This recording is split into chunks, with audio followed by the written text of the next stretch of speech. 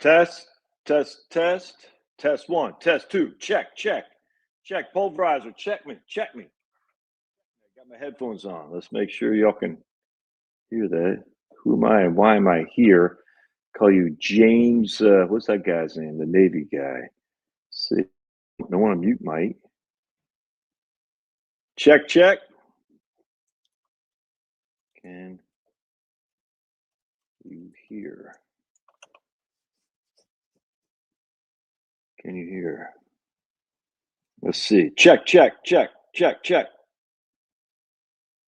Mike, good. All right, sweet. All right, so Jamie, how about from here? Can you hear from here? This is Marie. Can you hear from here? Because I want to get in the. Let's see. I'm over here now. All right, so now I'm going to go behind Marie because the only one I trust here. I don't trust Pulverizer or Jamie. Can you hear me right now, Marie? Just say yes. It'll take a second. I'm behind the thing. If this works, that'd be great because I want to do some Dano. All right, sweet. Look at that, man. Am I getting good at technology? All right. From Delaware. I heard y'all getting freezing up there. Marie, too, in Pennsylvania. I heard it's going to be crazy cold up there. While we're waiting on, let me just erase this. Oops. I mean, I'm 360. All right, cool. Art Bell. That was thing was Art Bell 360 or something like that. All right. So who you got for the Super Bowl? 10 degrees. Burr. So you heard it here first. Chloe says it's going to be Seahawks 27-13. I don't think it's going to be 27-13. I think it's going to be a game because there's no way the NFL is going to allow a Super Bowl to be that far. It's going to be a one-score game, be it a field goal or 6 points. But the Seahawks are going to win, but it's not going to be 27-13. Of course, Chloe wouldn't know that about the score. She just says the Seahawks. But there's no way the Patriots it's going to be a 2-touchdown game. No way. Because the NFL, the refs will 13-10 Pats, says Fast Eddie. Mike says Pats. We got 2 Seahawks. Dogs. Seahawks by a field goal. That's what I think too, Mark. That's what I think too. It's going to be Seahawks by a field goal just because there's no way that the game's going to be 2-touchdown game. Unless the last play is like a pick 6 or something like that. But the NFL would never authorize that because we know it's all planned. It's all planned. And this is why I want to come down here with some guy yesterday said he liked my PVC pipe of knowledge. PVC pipe of knowledge. In fact, he's in the power transformer field. He says, I am 100% right when it comes to power transformers. Isn't that interesting? Your old buddy Josh. I'm not an engineer. I'm not in the electricity generation or electricity movement business, but I read, so I know something. He goes, yeah, you're 100% right when it comes to that, dude. We're getting smoked. The lead times are going from 12 months to 18 months to get a new power transformer. It's only getting worse. Crazy. Pass got it in 2015, not again. Go Patriots as DP trainer. Hey, right on. Hey. Is that Mike? The NFL is too woke. Yeah, 100%, dude. I just posted a video why the NFL is allowing itself to be basically destroyed. There's no other way around it. The Super Bowl, I mean, it's absolutely no reason to have Bad Bunny and Green Day. It's freaking stupid. Dan, that's what it was. Dan is right. There's just no reason other than they're trying to destroy the NFL because that's the only thing left we have for social cohesion is the Super Bowl. China's dominate transformers and all the materials to build them. I'm not sure about all the materials to build them. I think we buy a lot of our transformers, not even from China, but still, we need to make them here. We're American, man. The basement gym is back. Yeah, but there we go. This isn't the gym. This is just the I'll give you a grand tour damn near. Yeah, no, I get you, Jamie. So I'll give you the grand tour. I'm sure I've done this before. Here's where I keep all my preps right in here. All right, food preps. Let me see the food. We got lots of freeze-dried stuff. Even got some alcohol up here. And because I like girls and not men, I don't drink. And then we got a butane. We got some butane thing up there for the what the hell is it called? Fire starter. all the preps down there and stuff. And that's where I keep my. Don't tell Charlotte. That's why I hold my Hershey Kisses. So that's that. I got a couple. What I got? Some whiskey back there and some vodka. I don't even know what the hell I have because I don't drink. Then we come over here. Nice to my mom's. Josh's basement. Nice to my mom's basement. Should be. Seattle to get the W. They lost. Yeah, 100%. You know Seattle's going to win. And then you can see we have beers in here. But again, because I don't like men, I don't drink the beers. My sister was in here, and her husband drank some. But I got beers down there and beers there. And then I have some Frescas, some Coke Zeros, and some Spendthrifts, or Spendthrifts, what it's called. All right. So right here is the ping pong table. That's what we use. And we come over here. That's for the kids. When I had I got one kid left, and he'll have friends down here. There's one kid left, man. So this basement has seen many parties and stuff with children. And that's where I do some videos right over there. All right. Gotta love, dude. I love Fresca, man. And then we come in here. Oh, this is where we got this thing right here, a basketball thing, like one of those basketball things. And then we come in here, and this is where it hasn't been done up. And this is just my gym, as you guys have seen a million times. And it's just my gym right there. So that's the basement. I got this rope right here. I don't use as much as I should, actually. This rope is, trust me, man. You need to get one of those other ones where you can just hang, have two things you can hang. Oh, man. See, my shoulder, though, I better not have to get another rotator cuff surgery on my other shoulder. That's for sure. Rotator cuff surgery is no joke. It sucks, dude. I'm sure I told this story, but I was putting back in 2019.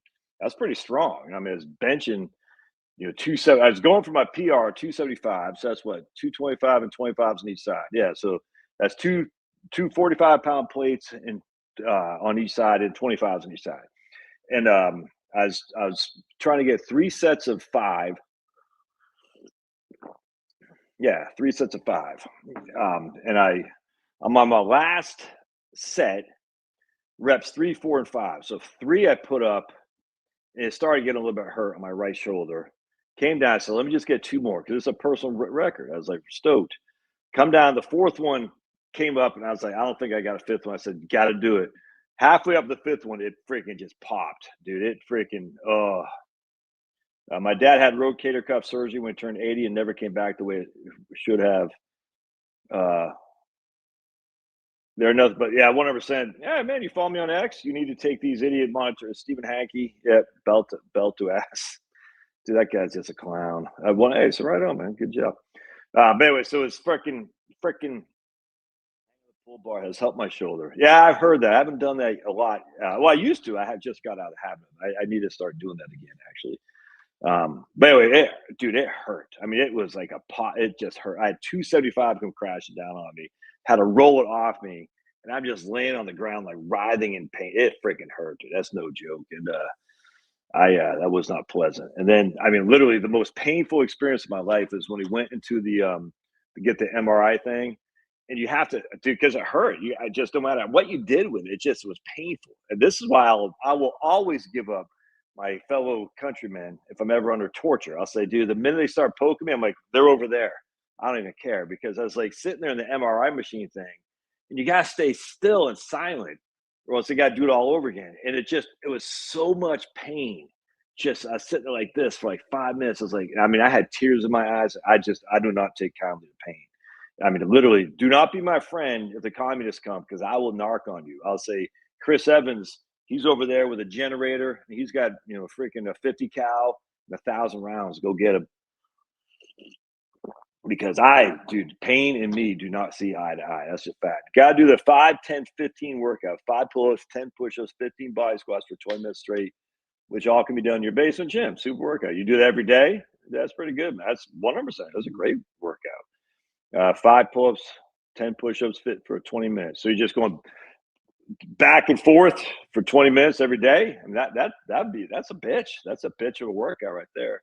When you're reading it, people are going, oh, that's easy. Trust me, that ain't easy, dude. Trust me. Just do shadow boxing. Try to do a 3-minute round of shadow boxing. You're going to be freaking wiped out nonstop. No, but you do that every day is what I'm saying. I didn't say nonstop there, guy. I said every day. Oh boy. Listening comprehension escape you, dude. Literally, try to do a 3-minute set of shadow boxing. It's tough, man. Josh wonders why I always say I'm from parts unknown wherever he asks where I am from. Not every day is taxing 100%. Okay, well, Don's here. Okay, we can get started then. Don finally arrived, freaking 10 minutes late. What are you on Mexican time, Don? What the hell, man? Where I always say, that's Pulverizer. Exactly. Pulverizer said, this is why I never say where I'm from because I'll narc on them. The minute they start poking me, I'll say, Pulverizer. We know you're in Jerusalem, Pulverizer.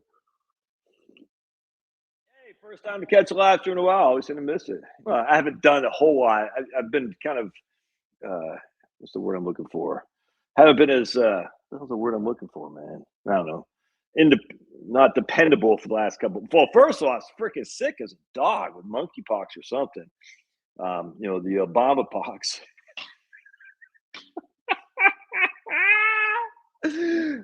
Just all right. I better be careful. My wife hates when I get vulgar. I think it's funny. The whole freaking thing with Obama. The whole thing cracks me up. I'm like, are we really? This is what we're all up in arms about? Is what's up north? I know you guys are getting crazy cold up there, man. Shouldn't miss anything. Takes 30 minutes for Josh to get serious. Freaking Vaughn. You're really pissing me off, Vaughn. Freaking Vaughn, dude. Vaughn, if I had you right here, I'd be like this. Blink and blink and blink. Anyway, the idea that everyone is up in arms about some stupid meme with Obamas and monkeys is so freaking stupid. I'm sorry. I don't care what anybody says. I'm like, this is what we're worried about? This?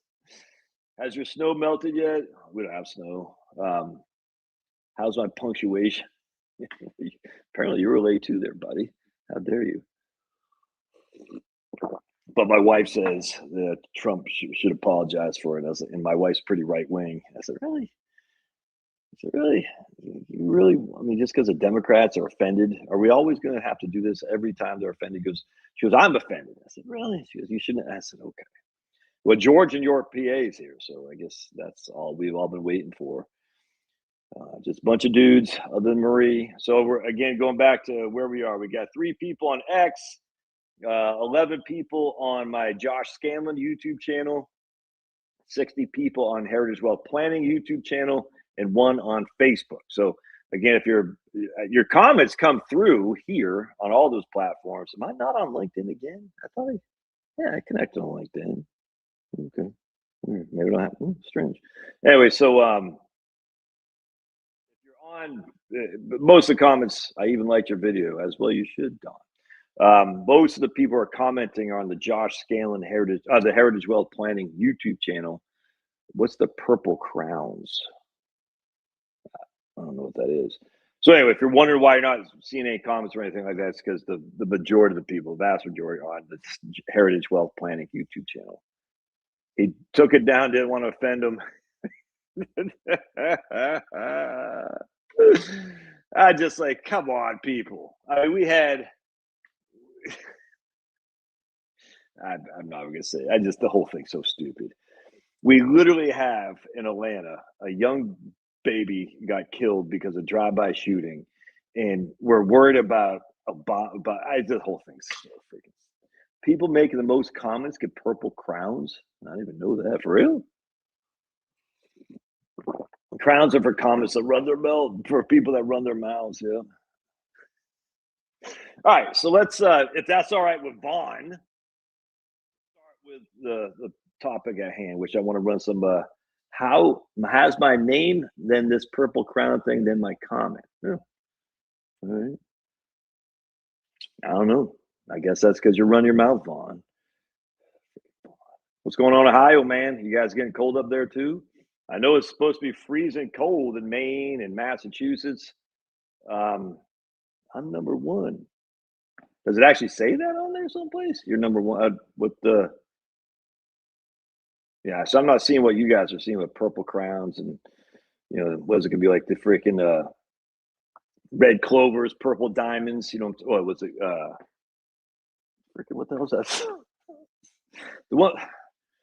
The Irish guy, the Irish cereal. red clovers, purple diamonds, green elephants, something like that. 20 below. YouTube's trying to get more engagement. Dude, what the hell, man? Yeah, Lucky Charms. It's like Lucky Charms, purple clowns, red clovers, purple diamonds. 20 below, man. That's freaking cold, dude. Southern Ohio is a cold but not horrible. All right. You know, we're not. We had sun out today, a little bit chilly in the wind, but Lucky Charms, magically delicious. You're magically delicious. You know, I was able to grill. It was good. No snow, no ice, nothing. Living in the South has its advantages. I think it's gonna be sunny this whole week, like 55 degrees and stuff. So I'll be able to get my pale skin, maybe a little bit color in there. So Marie can say, at least you don't have to wear makeup. You can take the makeup. Oh, it wasn't Marie. Someone else talked about my pearly white, pearly yellows the other day on my Facebook page. So I posted this thing when I was in the Army. I said, damn, my teeth were freaking white. A brisk 18 degrees in Chicago, says Faith. Well, Faith, good to have you on board. I like having more ladies here.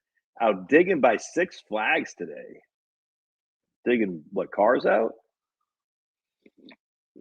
Not Six Flags over Georgia. I don't think that place is open. All right, so let's go into this. So I wanted to show, last couple of days I was dealing with some clients. Meta. I guess it makes you ripe. Oh, yeah. CY relics. CW relics. I love watching people dig their cars out in New York City. Still remember XOM call years ago. What's the best recommendation now? Oh man, crowns and back of car windows were the thing of the day. Yeah, I don't have any recommendations, man. If I make a recommendation, it'll turn to crap. A Civil War. Oh yeah, okay, gotcha. It'll turn to crap in 2 seconds. All right. So actually, I'm going to show you. Can I show? Actually, I can show you. So basically, what we have, and if you guys lose, audio, let me know. So we got a couple of things here. We have. All right, so this is 24% tax bracket, this is 12, and this is 10. So in Right Capital, what it will do is it'll put, this is the brackets, the top of the marginal tax brackets.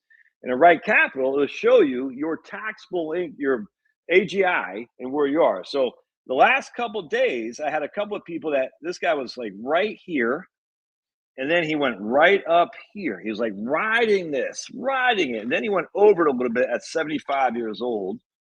Right. So again, this is the top of the 10% tax bracket. All right. And then he was like kind of like that again, kind of riding it along. And then when he died, we'll just say 85. It went, let's put 85 right here. It went up right here. All right. So he was riding along the 10%, the top of the 10% tax bracket, which meant in this case, he's in the 12% marginal tax bracket, but he's still real close to the top of the 10% bracket, if that makes sense. All right. Now, when he dies, now his wife is basically puts her up to the top of the 12% tax bracket. All right. Everybody with me on it so far? So he's down here with no taxes between 60 and basically 67. All right, so right here, he retires at 60. He's living off his cash, living off his brokerage account. So there's no tax bracket here. He's ride or die at the top of the 10% tax bracket. Then he dies. His wife is now in the 12% tax bracket. So a lot of people would say, shouldn't he do Roth conversions here? Basically fill this up and then hopefully drop this down. All right. That would make sense. Absolutely, that makes sense. Except for one thing. Why would you? Can you all see that by the way? Can you see why he should not do that? Because again, he's in the bottom right here. Basically, no taxes because he just lived off his brokerage account as cash. His age, okay, but tell me more about his age. 8 at 100%. Look at George, your PA for once showing up. All right, exactly right, exactly. So in this case, we're like, well, if you do the Roth conversions, you're going to lose your Obamacare premium credits. And so basically, we don't want to do that here. We don't want to do any Roth conversions here because you're going to lose your Obamacare premium credits, and your Obamacare premium credits are certainly more valuable than 30 years from now, probably 25 to 30 years from now, having your wife pay a little bit more in tax. That doesn't make sense. So we did not do that. So then the next question is, should he do them here? What do you all think? What do you, so now he's on Medicare. At 67, when his Social Security kicks in, he does have the tax torpedo a little bit. I mean, it's still he's at 10% bracket, not that big of a deal. But should he do Roth conversions here? Let's see what you guys say. 16,000 a year. 100% Vaughn. Yeah, I wouldn't recommend doing Roth conversions here either, because why pay? See, his wife is already going to be in a 12% tax bracket. So why pay 12% today to avoid 12% in the future when your wife, even if she survives that long, is 85 years old? So I don't. When you're riding this tax bracket right here, I don't think it makes any sense to do Roth conversions whatsoever. Now, I mean, would I yell at him if he did? No, I don't see a huge benefit of doing that. No, I mean, yeah, like I said, my man here was saying he would still do it as long as he's under the IRMA limit. I wouldn't. I would not do that there, just because why? Again, the point being is you're paying 12% to avoid 12%, and 12% or a bird in the hand is better than two in the bush. I wouldn't do it, but look, I did it. The ACA credits are worth more than the 20 years of tax-free gains. Well, yeah, absolutely, because if you have the ACA credits of $15,000, right? That's $15,000 that could still be in your account growing. That you have to pay tax on right here, but it's still growing. If you got to pay the ACA credits, that money's gone. So 12% now is better than passing on to the kids, because who knows what the tax rate will be. Maybe. That'd be a reason to do it unequivocally. That'd say, hey, look, I'd rather pay 12%. I mean, that's if we had to make a case, it would be for the beneficiaries. You say, hey, I want to make sure my kids, I'll pay $12,000 on a $100,000 Roth conversion just for simplicity, to make sure my kids don't get hit with a 24% tax on the $100,000. That would be the case. Or when Congress raises taxes, I would just go back to the Walter Mondale, the speech he gave at the Democratic National Committee in 1984. We both know we're both going to raise your taxes. The difference is he won't tell you, I just did. And they panned on their Democrats, and they're like, yay? Held up signs, yay? You should watch the Walter Mondale speech when he said that. We're both going to raise your taxes. The difference is he won't tell you, I just did. And I'm just telling you, man, they look and you see these Democrats like, yay, Mondale. And then Mondale went on to lose every single state except his home of Minnesota. And even then, he only won by 5,000 votes. Anyway, so in this case, for your kids, that's a different story. You can make an argument, hey, I want to do it to leave my kids some money. I got no qualm with that. But at the end of the day, is that what's driving the bus here? If that's not what's driving the bus here, then I wouldn't do it. On top of that, don't forget, you still need money to live on. This is one of the things I always tell people too, is like when we're doing Roth conversions, like right here, for instance, let's just say he was on TRICARE. He didn't need Obamacare, or maybe he was on, municipal or the county or something like that. You can still do Roth conversions here too. Don't get me wrong, nothing inherently wrong with doing that, but you still need money to live on. So a lot of people might overlook the fact they still got to take distributions from their portfolio to live on. So in this case, instead of doing Roth conversions, you might say, hey, I'm just going to pull that money out of my portfolio to live on and bypass doing Roth conversions. Because a lot of times we don't want to take money out to live on plus do Roth conversions, because that's going to put us in a 12% tax bracket. And again, we're talking pretty minimal taxes to begin with. All right, so that's that guy.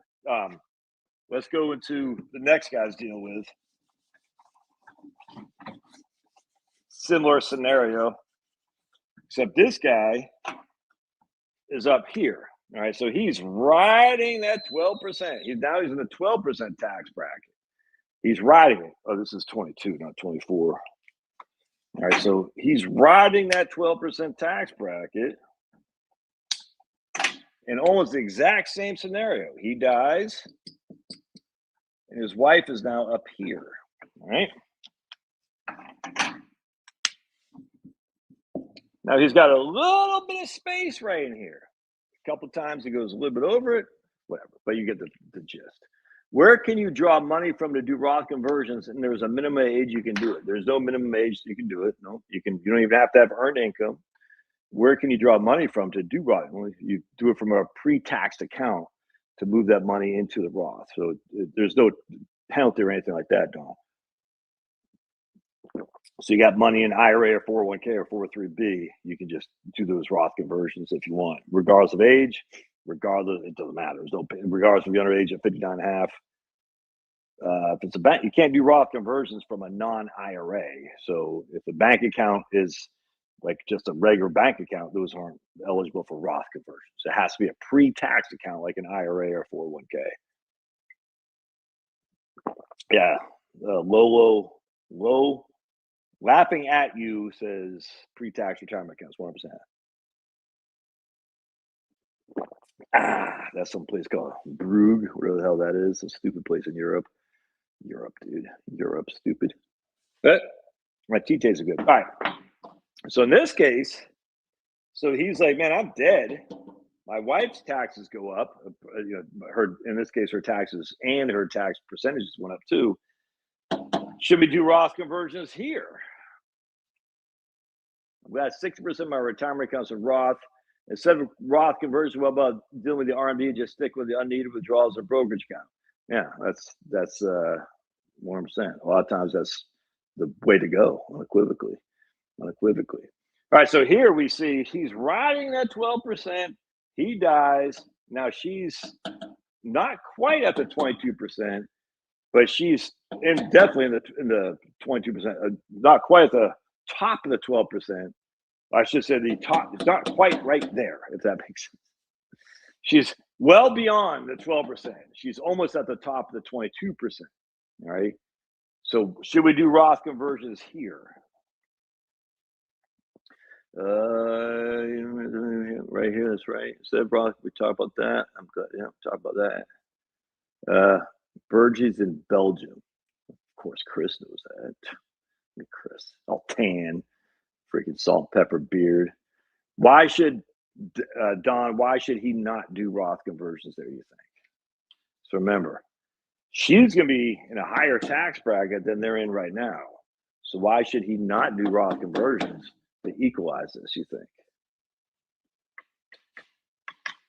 Let's see what you guys think. PVC type of knowledge. The PVC type of knowledge. The Patriots aren't going to win, but I wish they would.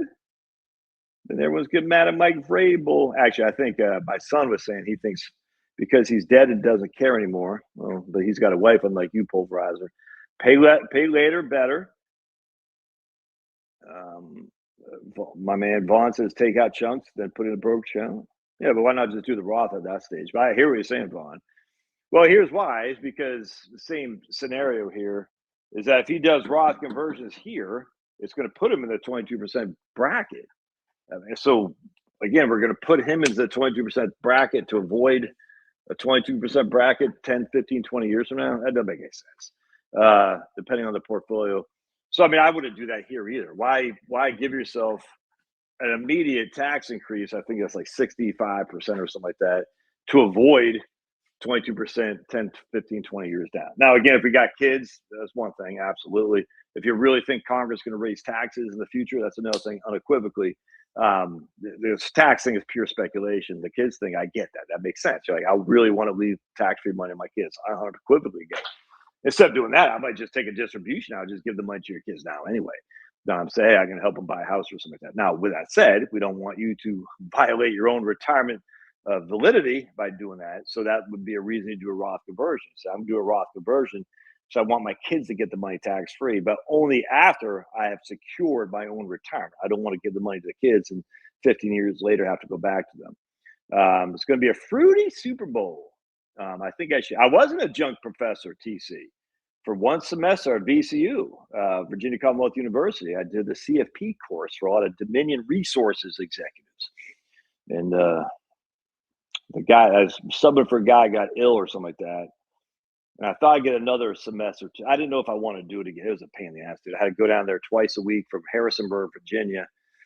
It's like a 2 hour each way drive, maybe an hour and a half to Richmond. And they gave me like $5,000. And then we were broke, dude. We were broke back then. It was in 2006, seven, maybe. I can't remember. We were just, I said, I'll do anything, dude. I'll hook up with some guys behind the dumpster if I need to. I'll do whatever it takes to put food on the table. We were hurt for money. So that 5,000 came in. I think that's the same year that Bush had his surplus revenue or tax refund or something, whatever it was. And people were all up in arms. There shouldn't be this. It's going to make the deficit greater. I said, dude, I need that money. You know what I'm saying? I think I did. Maybe that's four kids by then.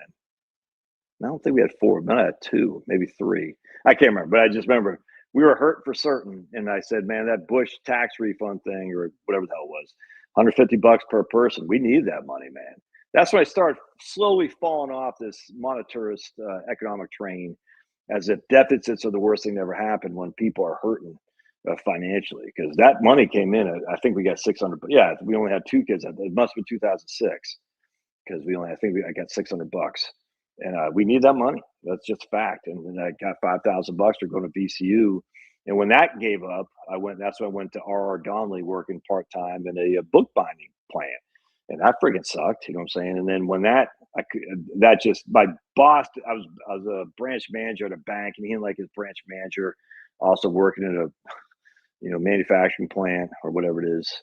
And so basically, he wasn't too kind on that. So I stopped that. And then Charlotte went to work as a part time teller at Bank of America.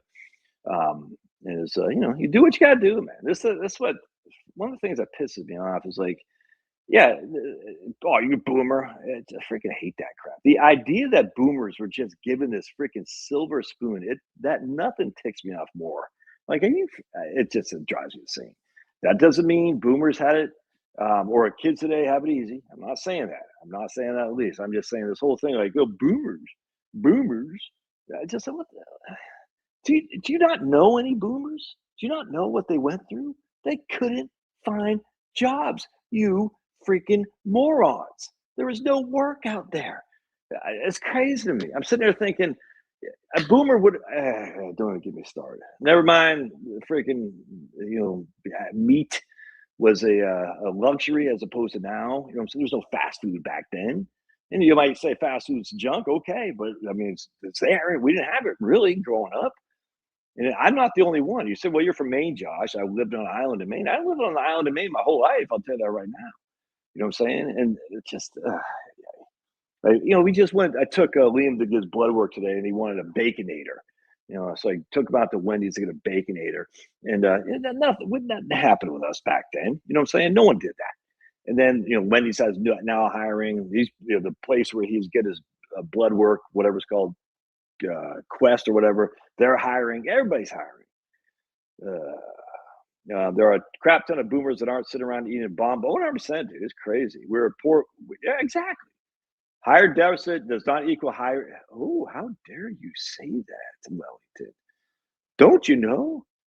Son just got $1,000 for having his son born on the Trump. I gotta do a video on this Trump account. So I love it, dude. I think that's a huge thing. Wait, someone said something. Time for more 2,000K stimulus checks. 100%, dude. Deficits are good for banks as well as corporations. May as well throw a bit at the citizenry. Yeah, I mean, I hear what you're saying. I think there's some legitimacy to your take, Jamie, about the first comers, the banks and everything getting it.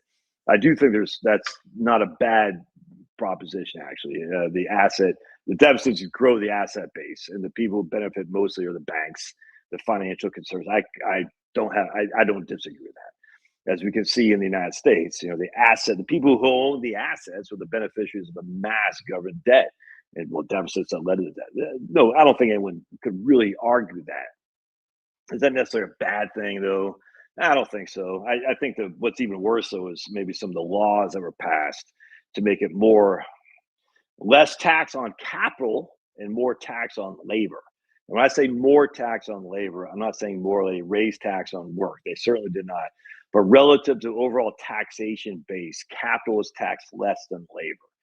And I think at some point when you see it, you're like, that's a problem. We need to raise tax on capital and have less tax on labor because taxes, what they do, they create a disincentive for people to earn the things taxed. In that case, is labor. And labor is moral.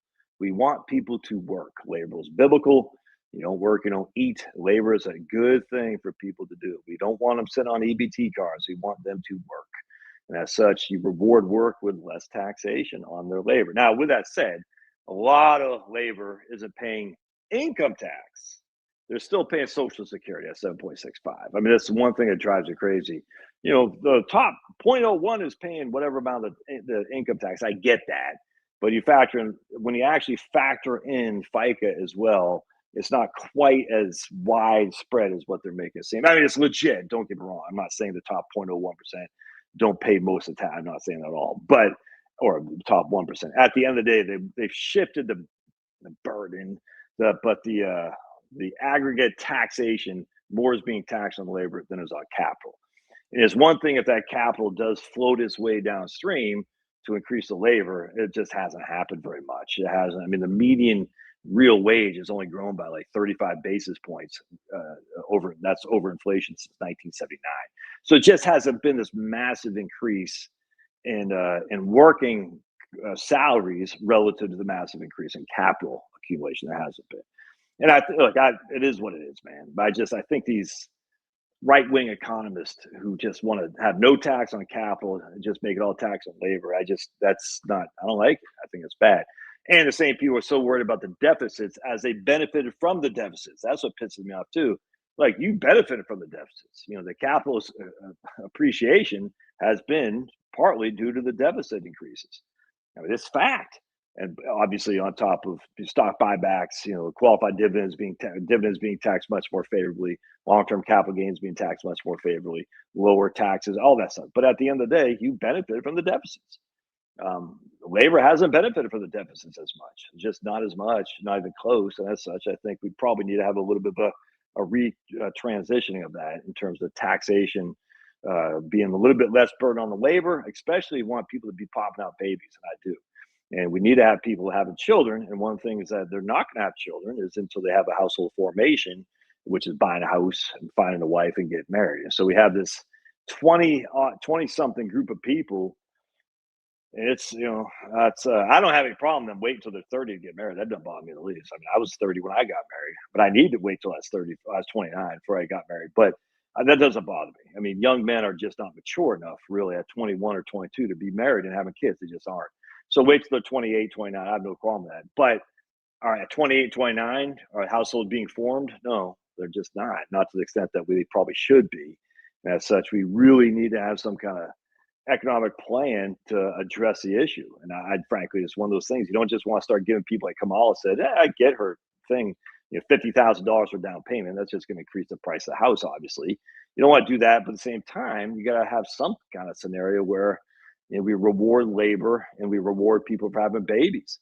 I don't have all the answers, but we're seeing prices coming down on homes now. I saw some guy post today on X.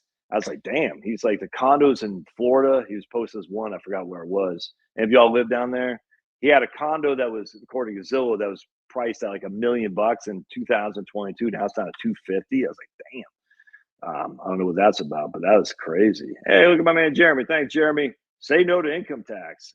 I would say no to income tax if we could make up the difference with tax on capital gains or tax on qualified dividends, or just a tax on net worth. Crazy. Something. I mean, I don't care. You know what I'm saying? But if we want more labor, you got to reduce the cost to be a labor. That's just a fact. Let's see. Is there a 0% balance to hit is there a percentage balance to hit Roth versus when is enough conversions enough? Yeah, there's no answer for that, man. I mean, so for me, can the government send a household an ounce of gold? It'll probably get stolen in the mail, so probably not. Yeah, so all my money's in Roth now. All right, so I paid a crap load of tax over the last. I mean, that's done.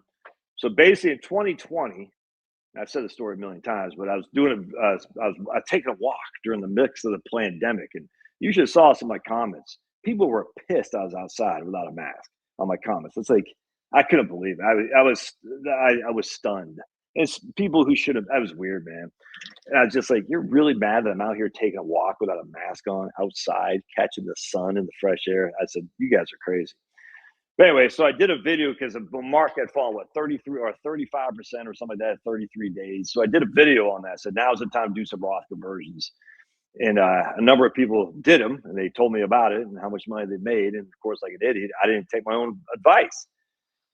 So after that, the next year, I had one guy email me, said, Josh, you know I'm up 200,000 bucks. And I was like, yeah, great, because I didn't do anything. So next year, I said, okay, from 2021, 2022, and 2023, maybe it's 2022, 23, 24. I can't remember. But in 2021, 2022, and 2023, I said I'm doing a third, or something like that to my Roth. I can't remember how much it was.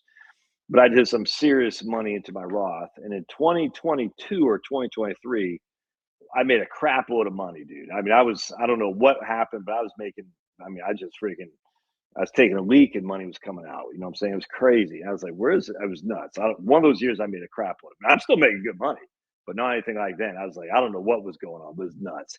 And so I did that Roth conversion. I got taxed at the 35 or 37% for that 1 year. And that kind of sucked. You know, in hindsight, I probably should have done it, but you know, it's water on the bridge now. I mean, that's another thing. One of the reasons why these don't make a lot of sense, because this guy's retired, right? So he's living off this money now, and you know, like I always say, you pay the taxes when you have the income to pay the tax. So if you got the income coming in, like that, whatever that year was, where I had the crap load of income, where it's 37% bracket or whatever it was. Don't quote me on. I think it might have been the 37% bracket. I mean, it's crazy how much money I made. And it wasn't $1,000,000. You know, it wasn't within spit distance of $1,000,000, but whatever the 37% bracket, I think I made it that 1 year. It's nuts. Anyway, so if I did for simplicity $100,000 of Roth, it cost me 37,000 to do it, plus 5% to Brian Kemp, the election thief. So I lost 42,000 bucks on that. And you know, in hindsight, it'd be like, oh man, I should not pay that, but I had the money to pay it. Does that make sense? So I had the money, and I'm not sure I'll ever have that money again. I don't think I'll ever get that kind of income again. But I mean, I had the money because I had money coming in. Like I said, like it was crazy how much it was coming. It was coming in, going out. But with that said, I said, okay, I'm going to do it while the money's coming in. Even though if I would have waited, I could have paid at a lower tax base. But even my income now is still pretty good. And as such, it's like, well, I could have waited and saved myself some lower taxes. But a couple of things in that regard. Turns out I did it at a most opportune time because the market was very good to me. But part two of that is you don't know what your income's going to be. This is one of the things about doing Roth conversions in retirement. This is kind of nerve wracking. Is you were going to lose this money. So if you do $100,000 Roth conversion here, you're going to lose $22,000 that you can't get back. There's no recharacterization like we used to be able to do 10 years ago. Those don't work anymore. So that money's gone. And if it turns out later that the market takes a dump, or your wife leaves you and takes half your assets or something, that's 22,000 bucks you'd never have again. That you might have paid tax at 10%, if even that, later on in the future. You see what I'm saying? That's what makes it different. You paid the tax when you got the income to pay, because when you're living off your portfolio and Social Security, you might not ever have the income to pay. It might be gone. And as such, one of your biggest bills is still going to be the tax. That's just all there is to it. So anyway, that's one of the things I don't like about waiting till I'm retired to do the Roth conversions, even if it means I pay a lower tax bracket. Man, I don't think there's a percentage, man. I just think for me, it's like I just have everything in Roth. So I know for a fact when I retire, I'll be living off. We'll do a reverse mortgage on whatever house we're in. Probably won't be this one. We're gonna have my Social Security between my wife and I, and that's probably my full retirement age is 3,800, 67, so she'll get 1,900. It will, just for simplicity, says roughly 6,000, 70,000 a year, plus whatever my Roth has grown to, all tax free, plus the reverse mortgage. Or if I just sell my house outright and just take the equity off this, it's all tax free. So for simplicity, let's say I'm living off 500,000 bucks in a Roth, 500,000 bucks in this house, and then 70,000 bucks a year in Social Security with no debt. That's all tax free, man. You can't beat that. So that's kind of what my goal was. Jamie says, you need to do a segment on Friedman, the Powell memo, Citizens United, and NAFTA. Those are stepping stones where we are today. Well, I know what Citizens United is. I know what NAFTA is. I'm assuming the Powell memo is the yellow cake thing, the UN, Milton Friedman. Yeah, I got a signed book by Milton. I like Milton Friedman. I just think the idea of, like I did a post today of inflation is always looked at as what is it? What do they call it? M2, well, money supply plus velocity or times velocity equals prices and output. That's what it is. That's what, yeah. So they always talk about the amount of money in circulation, what we call M2, the velocity of money, how much money changes hands equals prices, inflation, if you will, by output. But this is the key. The output's the key. If we, this was just, this is where the freaking economists just freaking stupid. Output, what we produce. The biggest thing we produce in America now, our exports, are services, not goods, services. Showing companies how to do financial freaking arbitrage, showing companies how to do insurance setting. I mean, this is paper pushing stuff, man. The services. Yes, we export a hell of a lot of energy stuff. I grant you, that's great. Thanks to the guy Steinsberger. So not George Mitchell. George Mitchell was legendary, but the guy who actually founded the fracking methodology through serendipity. You should read up on it. I think his name's Neil Steinsberger, if memory serves. But anyway, that guy's a legend. And George Mitchell got wealthy beyond wildest dreams. Well, Steinsberger did not, by the way. In fact, it was Steinsberger's brother who came up with the idea, who took it to Steinsberger, who basically did it in a lab through serendipity. And his brother came up with this through serendipity.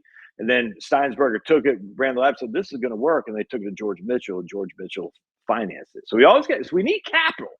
We can't be anti-capitalist, because if we didn't have capital to run the experiments and to go out there and risk money to do fracking experiments, there would be no abundance of natural gas. So all these anti-capital people are idiotic. You can't be anti-capital. That's just stupid. You need capital to invest and take risks. If the government is the sole source of capital, they're going to invest and take risks depending on whatever is politically feasible. And it's not politically feasible to go and do hydraulic fracturing because no one had done it before successfully. And the government's not going to throw money at a project that's not in demand by the politics at the hand, in terms of, we want you to use our tax dollars to go and do hydraulic fracturing experiments. No one's going to say that. And so the politicians are going to do that, especially when you got Al Gore over here talking about freaking green stuff. So no one's going to finance a hydraulic fracturing experiment in the Permian Basin. They're not going to do it. But George Mitchell did with his capital. He's willing to put his own money at risk.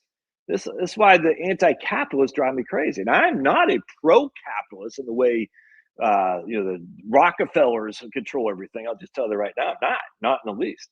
I'm a pro-artisan, and I'm a pro-capitalism where there are some capitalists who have money to invest in risky technologies, 100%.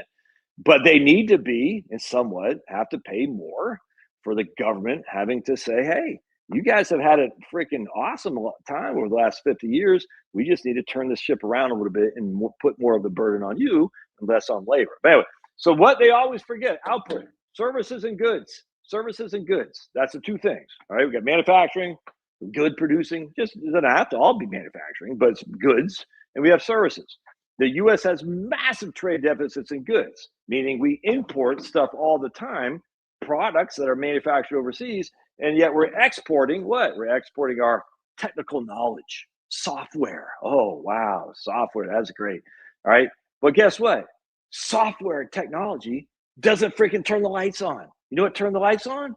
Large power transformers. That's what turns the lights on to downvolt your electricity coming to your house from the generation plant. The transformer transforms it to lower the volts. And guess what? Who makes the transformers? Oh, we don't. I just talked. This guy right here, we talked about initially. He works in that industry. He told me, good, you're spot on. He just told me this yesterday. He goes, man, you're spot on. We don't produce any of our own transformers. And now the lead time has gone from 12 to 18 months. He's worried about getting worse. That's not good. I wonder if we could make steel in America. Oh, yeah, we could. Could it be a little bit more expensive? because it's made by American labor who demands a higher wage than some guy in the Philippines? Yeah, it will be. Oh my God, that's inefficient. That's bad. That's bad because I'll make prices go up. This is what the freaking libertarians argue. They say, oh, if you have what do they say? If you have to pay higher prices through, I mean, if you have to have a labor, essentially, if you have more, you have less labor, all right? So we're going to reduce the reliance on Philippine labor, all right, or China labor. We're going to make it more here. So there's less workers, less of supply, which does what? The price. It makes it go up. So not only are we going to have less of supply, we're going to have an increase in demand because we want more and more transformers. We're probably have a huge increase, but be that as it may. We'll just say the demand stays flat. Supply of the labor goes up, right? Like the supply of the labor goes down, which means P has to go up. And everyone's going to say, but that's inflationary. But what does that do to Y? Why is Y always excluded this calculation? It makes it, the Y will make it go up. We're having more output, which goes up, which can accommodate an increase in prices. Because if you have one thing going up by one, but another thing going up by two, as a percentage, the thing that went up by one has gone down because you have two now that you only had zero before. And it's crazy. Anyway, so these guys always say M2, monetary supply, plus the change in the hands of money, prices and output always overlooked. You're like, dude, if we increase our output, this is almost secondary because if we have less supply of labor and our labor is making more product, even if it costs more, we'll have more output. More output leads to what? More profits, better country, better security. Without having, by the way, this is what always gets overlooked too. How much does it cost to ship a product from overseas? That's freaking expensive. Anyway, drives me insane. And yet the libertarians like, no, that's not efficient. Philippines does it more efficiently because their labor supply is so abundant. Okay, that's it? Abundant labor supply? Well, what does that mean? Well, cheap. Oh, so efficiency is by how much it costs to do it. Gotcha. So if it costs more, that means it's less efficient. Yeah, that's bad. Oh, so it's better for us to supply them with technical expertise on software, on intellectual property rights, on insurance products. Idiots, dude. The libertarians are such a joke. Yeah, it is getting to work out. Freaking nuts. So someone said, great point. We can't use the Venezuelan oil. This high sulfur oil not compatible with salt storage system would destroy it.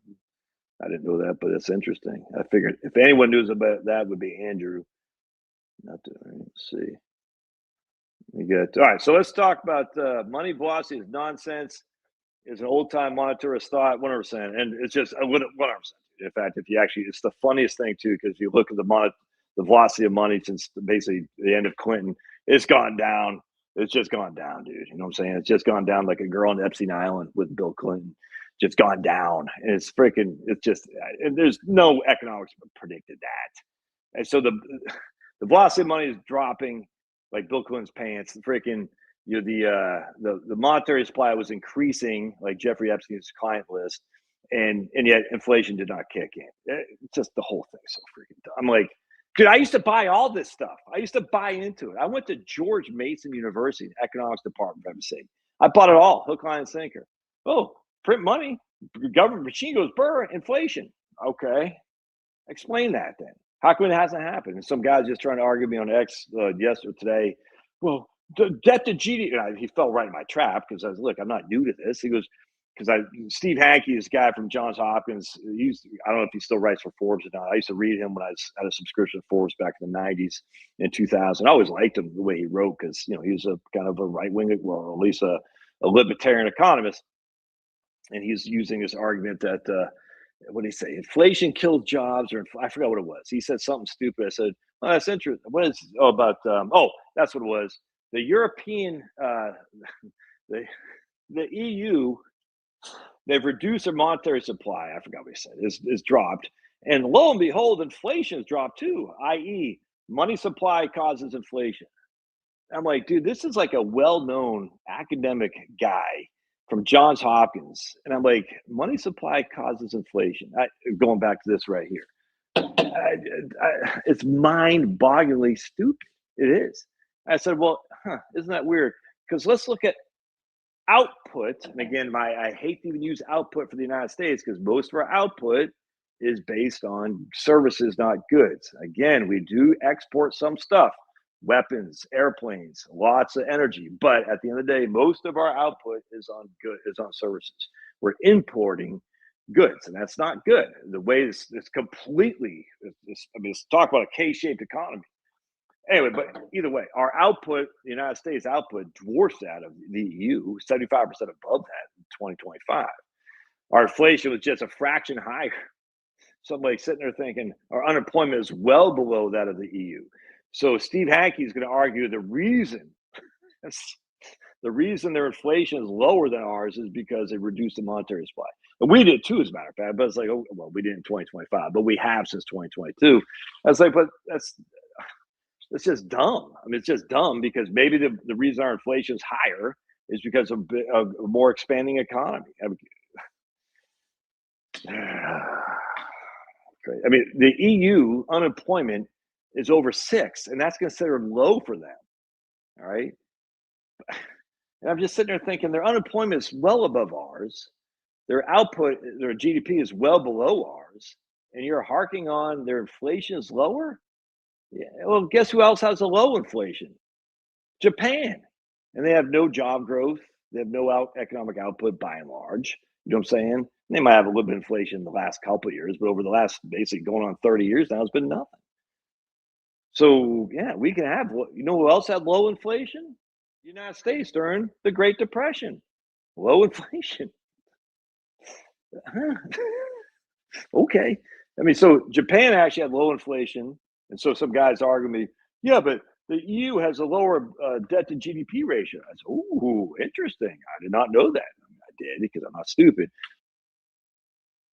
The GDP ratio is what determines inflation. I haven't seen what he's going to respond back to. Hope he's not watching this video because the trap is so easy to set for these people because they never heard the other side of the story. Kind of like a lot of Christians who don't know their book. The reason a lot of Christians leave Christianity is they've never read their book. They just never thought about it. They haven't needed to because we've been on the dominant religion. We just go to church if we even do. We say Jesus is God. Okay, based on what? Well, based on the Bible. Oh, okay. They'll say, oh, freaking, what do they say? Like, oh, pray for Israel or else it can come back and haunt us. Like, oh, where does it say that? All this stuff. You see what I'm saying? So all these things, you're like, okay. And so when people challenge them, especially a Muslim who's pretty aggressive, who seems like he's smart, because a lot of these Muslims who are preaching their own, remember, Jews don't prophesize. So we don't have to worry about Jews. Now, Jews, what they'll do is they'll pick apart this is where Jews are good. They'll pick apart your deficiencies because a lot of us Christians have a lot of deficiencies. Trust me, I know that. And so Jews are very good at picking apart, but they're not going to prophesize for you to convert because they don't do that. Muslims, on the other hand, do, and they're aggressive. And as such, a lot of Christians who have never had to have their faith challenged at all, they'll hear this aggressive Muslim who sounds like he knows more. And it's like, oh man, I guess you might be onto something. The next thing you know, he might not convert to Islam, but he's certainly kind of back, like Homer, backing up into the weeds saying, I'm not so sure. And then he goes to college and he gets some clown like freaking, what's that guy's name? Lawrence Krauss up there. You know what I'm saying? These freaking idiot atheists. Or what's the other guy's name is? The Sam Harris guy. He's a rich boy, Sam Harris. By the way, Jon Stewart, that clown, he's another rich guy. Anyway, these guys will freaking destroy their faith because the Christians have never had to, they never had to strengthen their faith. Remember, being strong is you have resistance and it makes you stronger. And if you have no resistance, you become weak and you become freaking sitting in your basement picking your nose with no girl, like pulverizer. All right. So anyway, what we want to do is we want to strengthen it by having you get challenged. And these monetarist economists, because of the Chicago Boys School has been the dominant economic theory for, since 1970s now, if not even longer. They've never been challenged. So they just think, oh, because everyone just kisses their ass. You're right, Steve Hanke, you're right. Monetary supply dictates inflation. Debt to GDP dictates inflation. And then when some guy like me in my Washington Bullets t-shirt with no freaking master's degree or never mind a PhD in economics, they're like, wait a second. And I say, wait, that doesn't make sense. Have you actually read your own? Do you know your own stuff? Have you? Because it doesn't sound like you do. Well, no, debt to GDP is inflationary. Okay, we'll explain Japan. And there's always going to be an out. Well, Japan's different. Okay, then if Japan's different, but they have a high debt to GDP, which they've had for 15 years, inherently means that the GDP doesn't cause inflation. And then they'll say stuff like, oh, but the Japanese culture is different. And I'm reading this book right now. We're talking 100 years ago, a lot of Americans or Brits, they thought Japanese were very shifty, very lazy, very independent. That's what they're saying about the Japanese before World War II, by the way. Yeah, they're like, man, it's just as funny, man, how the cultural changes. Like Germans were considered not very thrifty, but thieving. Isn't that interesting? Germans, of all people, very thieving. And there was German time. They showed up when they wanted to show up. And now we don't think about that with the Japanese or Germans at all. It's kind of fun. I was laughing because, like, man, the idea of Japanese and Germans being shifty, not adherent to time, thieving, lazy. No one's going to say that about Japanese or Germans now, or being independent for the Japanese because we think Japanese just do what they're told orderly. It's just kind of funny. Anyway, the Japanese office drones work like dogs. Never understood why the left was accepting that of Islam, which is basically goes against everything they stand for. Well, Muslims are smart. They see the path of least resistance, and they say the path of least resistance is these idiot leftists. And then what they do is they capture them in terms of saying, "Oh, we're with you, and then they slowly take over. Next thing you know, they're freaking in Dearborn, Michigan, getting rid of trans flags. Kind of funny in a way. Kind of funny. I mean, I'll take a freaking conservative Muslim any day of the week over some radical atheist. That's a fact. I laugh though. I laugh at it. It's pretty funny. I say, oh, so now the Muslims take over Dearborn, Michigan. They get rid of the trans flags, and they're not keen on. Let's just put it this way: those freaking what the hell was it? School library. The trans people do this with little kids. Drag day for freaking little Jenny. You know what I'm saying? They're not doing that. I just find it very funny. The trans, they never go to nursing homes to do drag day or whatever the hell it is. They always go to little children's places. And they never do it in Muslim communities. I always found that funny. But anyways, that's what happens. The Muslims say, okay, we're going to get an in here by being politically aligned against the United States. Works. And then slowly we'll win because the left doesn't have children. We do. And we're more aggressive. And the left doesn't want to be against the brown people, even though a lot of these Muslims are actually white. And as such, we win, and eventually we'll show them the door. I think it's kind of funny. Yeah, 100%. UK is a freaking cluster fark. All right, so the last thing I want to do here is we talked about this. So here's when we should do Roth conversion. Again, this is for people who are retired. All right. Now, this is when I think you should do it. And a lot of times, if you have a pension, it's going to be tough to do Roth conversions because a lot of times a pension will put you at the top of the 10 or 12% tax bracket already. And so Roth conversions really aren't going to be all that beneficial unless what we're going to show you now.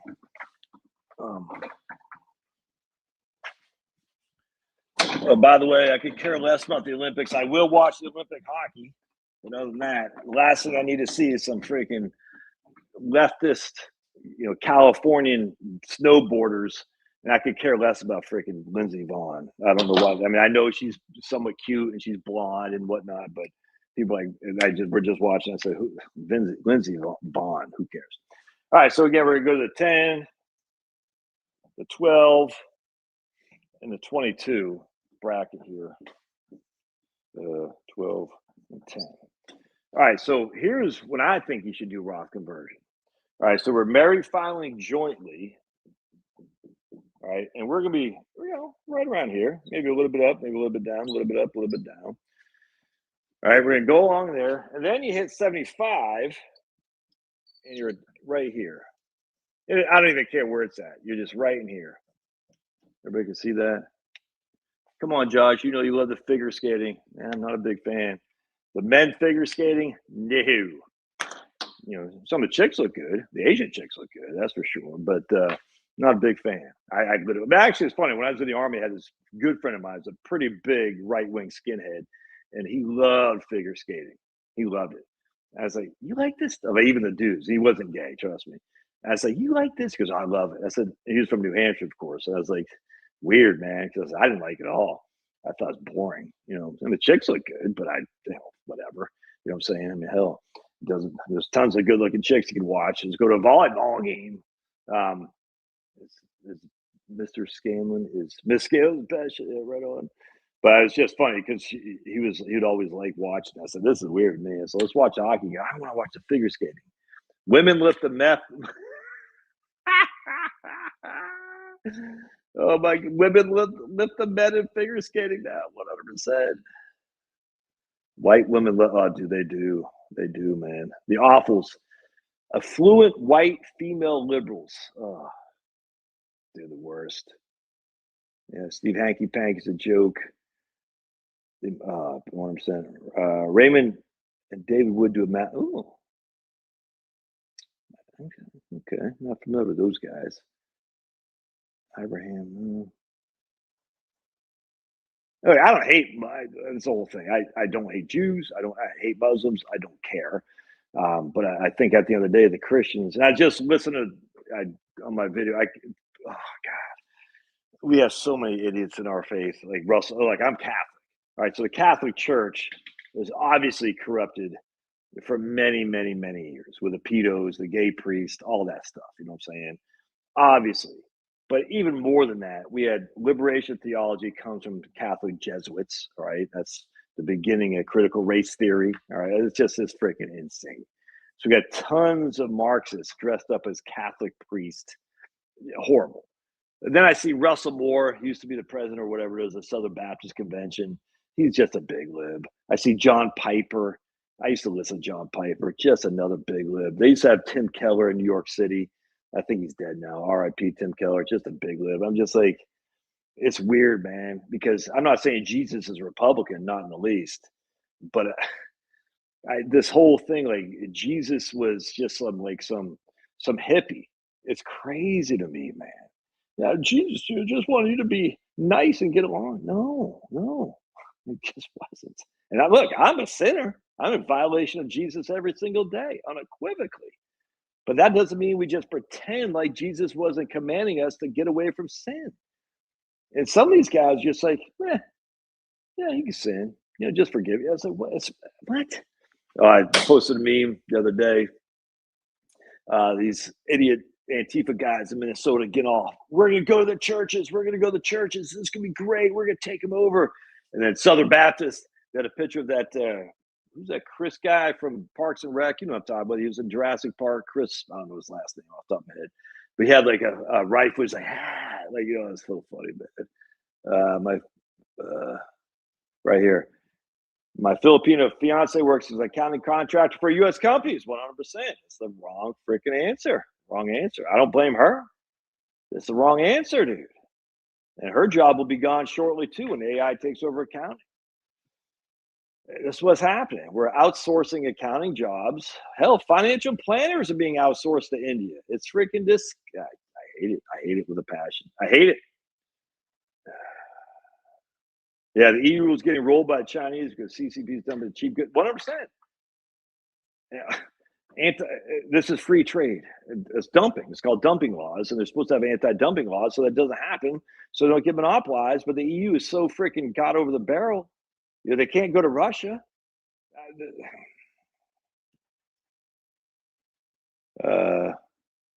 He was a Marxist, flipping those lenders to it. Right, exactly. He's a Marxist. I mean, might well been. I don't think Jesus was political. I think Jesus was beyond that. He's not Republican. He's certainly not Democrat. But he's certainly not saying just, freaking love each other and get jiggy with each other anytime you want and have an abortion and none of that. None of that. Now, he was saying give, and I do know, well, more Republicans give than Democrats do. I don't think anyone would deny that. The question, because more basically the Democrats are by and large they're an atheist, if not agnostic party now. I mean, there's some Catholics still, there's some Christians, I grant you, but generally speaking, the Democratic Party has gone full lock, stock, and anti-Christian barrel. No other way around that. And generally speaking, the Christians are the biggest givers there are, unequivocally. But a lot of Republicans, my own self included, aren't doing enough either. That's just a fact. I'm sure Jesus up there, well, God certainly sitting there saying, dude, to whom much is given, much is expected. What have you done with what I've given you? And you keep saying, well, God, I went out to eat. I bought new shoes. Like I do. I just bought these new shoes. I just went out to, well, I didn't go out to eat tonight, but last night we did. I had leftovers. God's like, dude, uh-uh. I didn't give you that for you to spend on yourself. I give it to you to spread the word to my people. And when my people are starving and you're filling your fat face with, going out to freaking get a baconator or whatever the hell's called. I didn't get that just for Liam. That's not what I intended to do. Now, I don't think God's up there saying, I'm counting the baconators you ate. I'm just thinking he's saying, no, man, that's spending what I've given you. That's not the parable of the talents by a stretch of imagination. Bacon freaking, was it Matt? Is it Matthew 22:18, the Great Commission? What's Great Commission? 22:18? Freaking, you were super late the other night too. How dare you? Just back from the dinner out. Are you guys freezing up there, Ted? Rise and Savior Missions is a fine charity to donate to. Not familiar with it. Good. I'll give them a shout out here. Risen Savior. Is it Matthew 22:18? It's a Great Commission, or 20? I can't remember off the top of my head. I don't have my phone here to look it up. Someone tell me. But anyway, so at the end of the parable of the talents, 17 degrees obviously is, we can't just hide it under a bushel. We're supposed to invest it. It doesn't mean invest it with the bankers necessarily. It certainly means investing in human beings and God's people, and they make adherents out of all people. Anyway, just someone to look up the Great Commission, and I think it's Matthew 22:18. I could be wrong there, but I know it's Matthew. I'm almost positive it's Matthew 22. So we'll see. All right. So going back to this, while someone is looking it up, I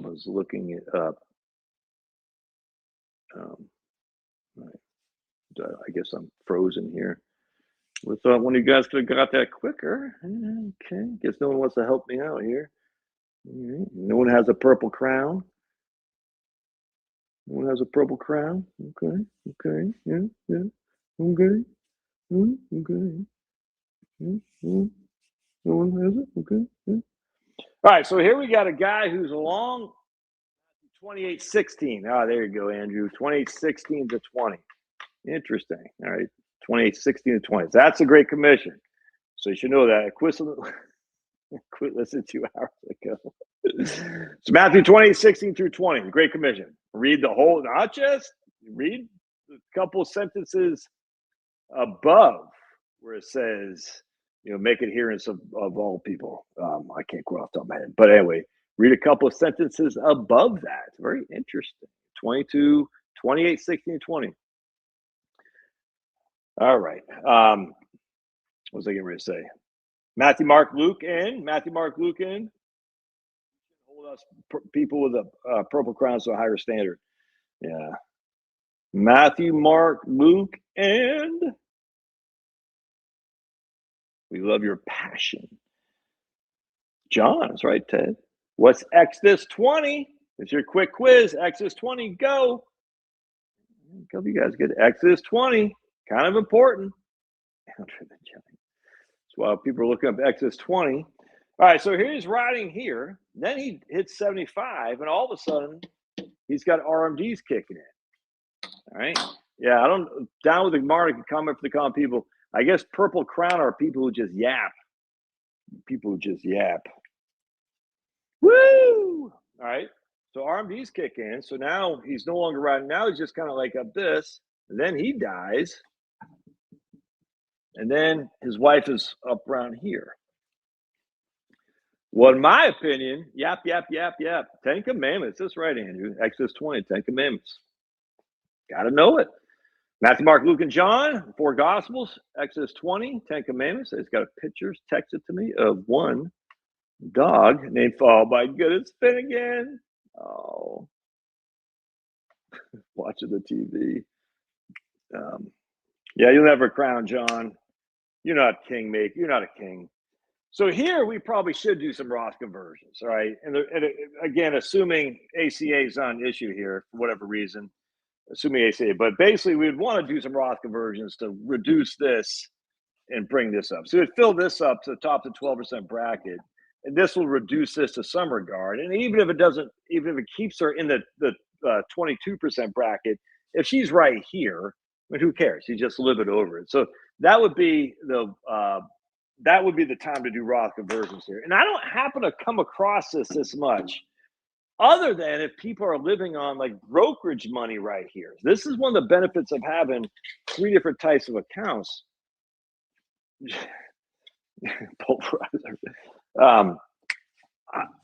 Brokerage, bank accounts, IRA, and Roth. Because if you have those 3 type of accounts, you have more management. Chewini teeth. Oh man, we had half our Chewini teeth pulled a couple weeks ago. Yeah, okay, that's what's happening to me too. Our RMDs, because it puts people in a higher tax bracket. It doesn't have to be that. The IRS just wants more money. They want the money now. But anyway, so what was I saying? Oh, so when we have these things, we can live off the brokerage here, right? Or we can live off the IRA here, leave the brokerage to the kids tax free because of step up in basis, and not touch the Roth. So this is what it just gives us more options. Right here, we could do Roth conversions while we're living off the brokerage, or even just not even do that, just live off the IRA. And that will put us in a higher bracket. A lot's going on there, but there is some opportunity to do Roth conversions. I don't want to come across like there's not. There's a lot of opportunity to do it.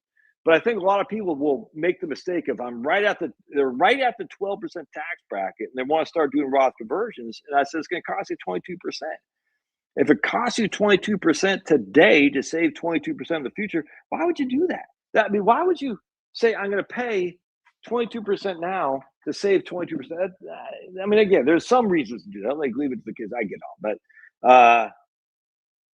what I'm saying, we should definitely fill. If we have some white space here, maybe still a couple $1,000. Who cares? But maybe got $20,000 before you hit the next tax bracket. Yeah, definitely fill up the bracket, man. No reason not to. I retired in my 40s, no regrets. Lost 38 pounds already from biking. Wow. That's awesome, man. That's fantastic. Look at my man, Cal Ripken. Yeah, that's all I had. I'm going to retire early. I live mostly on brokerage funds and do Roth conversion. What I'm saying.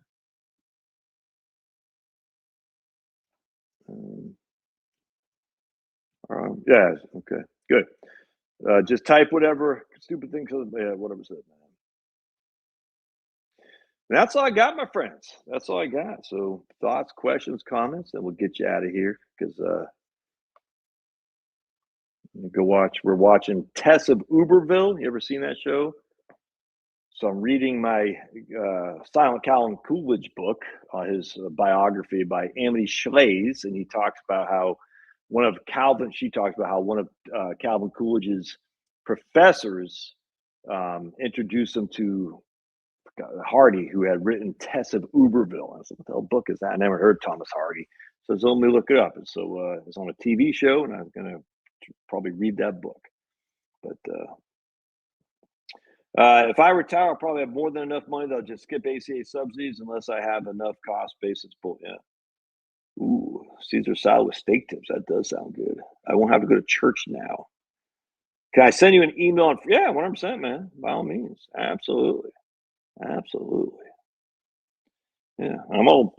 People got stuff they want, ideas and stuff for videos or ideas for, stuff to look at. I'm all ears, dude. If you live in states that sell Farm Bureau health insurance, it may be way cheaper than ACA if you don't qualify for subsidies. But the 22% early on is on a lower amount than 22% later on. Yeah, but still the same dollars. I mean, still the 22% on $100,000 is still $22,000. The 22% on $200,000 is still be 22% on each $100,000. Right. So what you're saying is it rounds out to the exact same thing in terms of you did the Roth versus if now or later. It's gonna be, if you're both in a 22% tax bracket, it's gonna be the same thing. As such, what matters is why would you lose that money today to avoid losing that same money in the future when you might need that money later on, or you might be in a lower tax bracket, or you could be in a higher tax bracket. Don't get me wrong. Exactly, 100%. 100%. Tax arbitrage is based on a percentage. 22 on today, 22 in the future. It's all the same, 100%. All right. Well, I can get out of here, my friends. Royal River Grill House in Yarmouth, Maine. As long as they didn't have an anti-ice sign up there, because there were some restaurants in Maine with their stupid anti-ice signs. And I'm a fan of ice, so more power. Let's pray for our members of ICE. Heavenly Father, we just pray for the American heroes who are trying to get our country safe and secure for innocent Americans. Look out for them. We pray for those people who are ignorant about what ICE is trying to do out there.